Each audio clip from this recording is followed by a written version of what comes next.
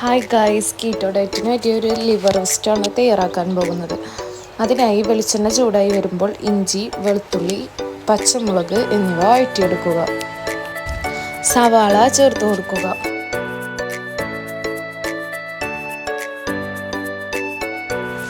ഉപ്പ് ചേർത്ത് കൊടുക്കുക.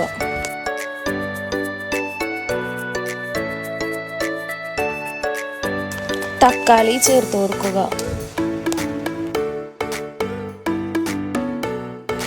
എല്ലാം കൂടെ നന്നായി മിക്സ് ചെയ്ത് എടുക്കുക.